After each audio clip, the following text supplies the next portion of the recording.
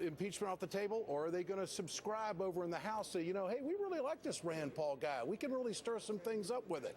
We are living in some very interesting political times. Now, what we've also seen tonight is money. Rand Paul couldn't have done it without Tea Party money.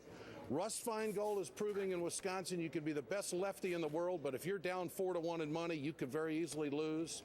And here in Nevada, Harry Reid is making a hell of a pitch to keep his job, fighting all of this money, having been outgunned. This, I don't know about you, this is the most fun I think I've ever had.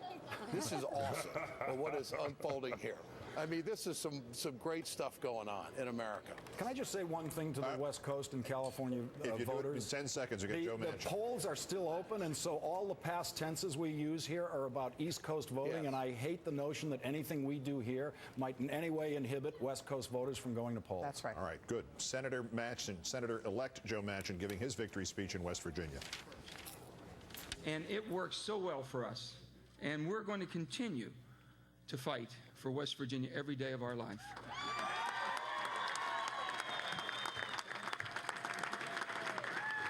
I can only say that I want to thank all the people of West Virginia for believing in me. I really, truly appreciate every one of them. You know, we never thought we would ever lose our beloved Senator Byrd, but the good Lord had other plans. And leaving the governor's office was one of the toughest decisions I had to make. And we achieved so much as a state working together. But I can tell you, I'm proud of what we've been able to do. I have proud of every one of our accomplishments. But when I look at what challenges we have ahead of us in Washington, I know it's time to take that fight there.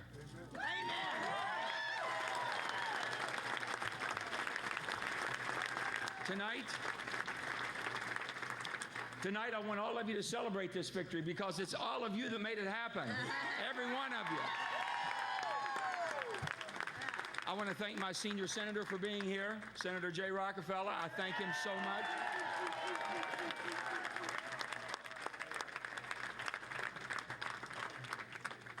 Because tomorrow starts the rebuilding, the road of rebuilding America. We must start tomorrow. And I really believe that Washington could learn a few things and a few lessons from West Virginia. Yes! A little common sense goes a long way, I can tell you that. You know, we acknowledge that Washington has broken. And when you look, and I said this on the campaign trail so much, when you look and you see putting the party first or putting your personal agenda or political agenda second and the country last, it doesn't work. It doesn't work. It's not how we do things in West Virginia. It's not how we've repaired things and made them better. We put West Virginia first, and it's time to put America first. Yeah.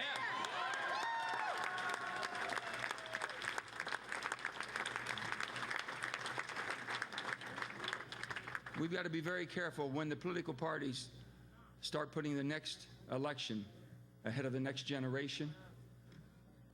That's serious, and we can't let that happen. There's no way we can let that happen. It is all about the generation that's coming behind us. And you can see in our family, we do have. We've replenished the generations very well. I didn't, when we look at all, and I look at all of my colleagues and everybody who works so close, I didn't make all these changes in West Virginia by myself. No one person can do that. And I can't make all the changes in Washington myself. I'll need my leadership from my dear Senator Rockefeller, my senior senator, and all of the senators on both sides of the aisle, Democrat and Republicans working together. Now, I want you to know, I'm going there, and I intend to work with everyone who's willing to put their country first. If you put the country first, I don't care whether you're a Democrat, Republican, liberal, conservative, business, or labor. That's how we do it, and it works well. And that country will be much better off because of that. That's how we rebuild America, and we'll get America back on track. We will get her back on track. We owe it to our country.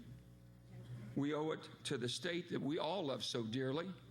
And we owe it to our beloved Senator Robert C. Byrd. But let me tell you, most of all, we owe it to every West Virginian, and every place of this great state. We owe it to them. Yes. We owe it to them to rebuild America, to make America strong again, and we will do it. And we are determined. I, again, want to thank each and every one of you. Without you, I couldn't have done it. With all the volunteers and people that came out from every nook and cranny of West Virginia, for all the ground troops that you all put on, unbelievable. We had an air attack and a ground attack. You can't lose when you've got all of your armies working together. Governor Joe Manchin, the senator-elect from West Virginia, in a victory over the Republican challenger John Racy, and we're going to dip back into the Senate in a moment, but we wanted to get a statement on the record here from the Democratic congressional chair, the campaign chair, Chris Van Hollen, the congressman from Maryland, who said, as we declared earlier at the top of the hour, about 25 minutes ago, that the NBC News decision desk had projected the House to go to the Republicans by a margin of about 37, with a plus or minus of 13 on that. Mr. Van Hollen has called that prediction, quote, a mistake. And we're putting that on the record from his perspective before we resume our discussion of the Rand Paul victory in Kentucky and the victory now by Governor Manchin, soon to be Senator Manchin in West Virginia, along with all the other events of the evening. Getting back to our discussion of the Rand Paul victory in Kentucky, we're joined now by Matt Kibbe from Freedom Works, and we thank you for your time tonight, sir. Thank you. Thanks for having me. All right. We heard in that speech from Senator-elect Paul about the nation being enslaved by debt, which led our panel here to discuss this subject of whether or not that meant that as Senator-elect Paul would in fact filibuster against what is the annual and universally approved increase of the federal debt ceiling, and despite the worldwide consequences that might have for the economy. Do you have any insight into that? Is that what he meant by saying we are enslaved by debt?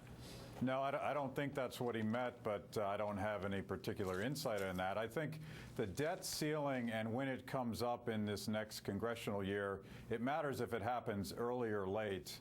And understand that that has always been, as you said, a pro forma vote. It's kind of an opportunity for politicians to posture. I think what Rand Paul and this new generation of Tea Party candidates is going to bring to the House and Senate is a serious discussion about how do we rein in government so that we can get a handle on debt. And I think that's a healthy thing. I don't think that's a Republican thing or a Democratic thing. I think that's exactly where the center of politics is in this election. We're going to resume with the questioning in a second. I just have to get a result in now that we can call, NBC News can call the Louisiana Senate race. No surprise here. Congressman Charlie Mélenchon being defeated by the incumbent Senator David Vitter, returning to Washington with the actual hard count still at less than 2%. A very strong number there, but the projection is again Vitter to return to the seat. And at this hour, let's look at where the Senate stands. There's still the swing here. The growth by the Republican is 45-38 at this point, one of the 37 senatorial elections tonight. And to resume with Matt Kibbe, and Lawrence O'Donnell wanted to pick up on that point we were discussing before the Louisiana result. Matt Kibbe, on the debt ceiling, which just for the audience, it is the nation's credit card limit. We obviously run a debt in this country, but we run it to a legislated limit, and we cannot borrow or spend 1 penny above that. As you know, the clock ticks down to a particular midnight hour, literally at midnight on a certain day, when we hit the debt ceiling. As that hour approaches, will it be your organization's position that the debt ceiling should not be raised? I don't think so, but again, it's... You're not sure? Are you not sure about that? Well, you're talking about a hypothetical here. No, it's not a hypothetical. We know on the clock.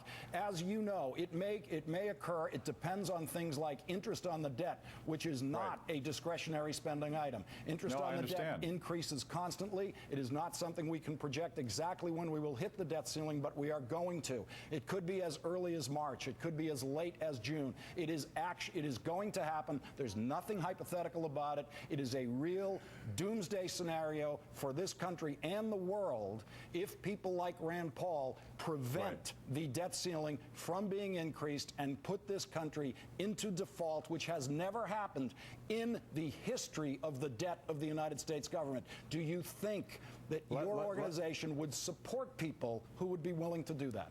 Let me try to explain what I'm saying here. if the debt ceiling comes early in the next Congress, I don't think that any congressman has an opportunity to offer serious proposals to reduce the debt and put them on the table. I would hope that if it happens later in the Congress, that we have seen serious efforts to put spending programs on the table. And here's an opportunity for folks to compromise. I don't think that the government should default on its debts, but I also don't think that the government should continue to spend money that it doesn't have. So the real question is, what is the Congress going to do to make sure that we don't keep rubber stamping growing debts?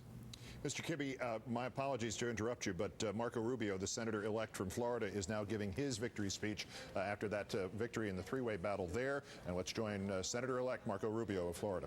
About what this election is about. What does it mean? And we still don't know all the results from around this country. But we know that tonight the power in the United States House of Representatives will change hands.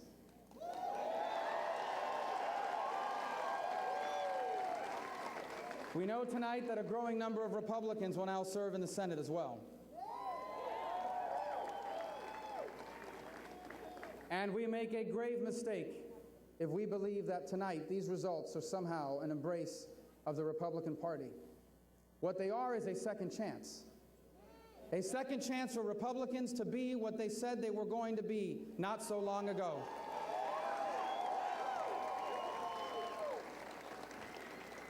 You see, I learned early on in this campaign, in fact, it's what propelled me to enter it, that what this race was about the great future that lies ahead for our country, a future that Americans know is there for the taking, but it requires actions on our part. Americans believe with all their heart, the vast majority of them, and the vast majority of Floridians, that the United States of America is simply the single greatest nation in all of human history. A place without equal in the history of all mankind. But we also know that something doesn't seem right.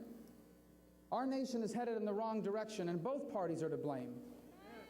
And what Americans are looking for desperately are people that will go to Washington, D.C. and stand up to this agenda that is taking us in the wrong direction and offer a clear and genuine alternative.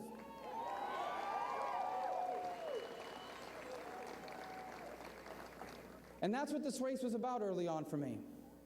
And that's what it's about tonight.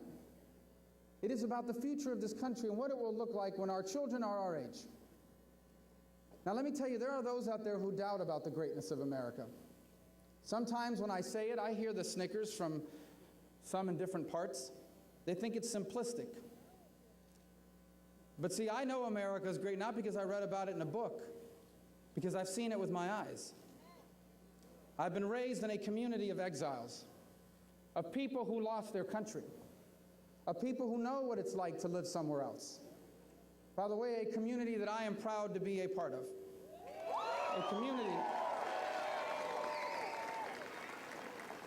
A community of men and women that were once my age. And when they were, they had dreams like we have now. And yet they lost all those things through an accident of history. And so they came here to try to rebuild their lives. And some did, but many others could not. And instead it became the purpose of their life to leave their children with the opportunities they themselves did not have. This is the story of the Cuban exile community, and it defines what so many of us who are a product of it are. And I know this, no matter where I go or what title I may achieve, I will always be the son of exiles.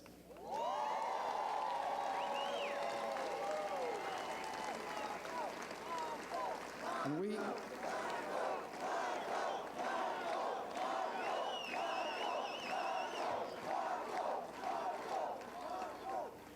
we will always be the heirs to 2 generations of unfulfilled dreams.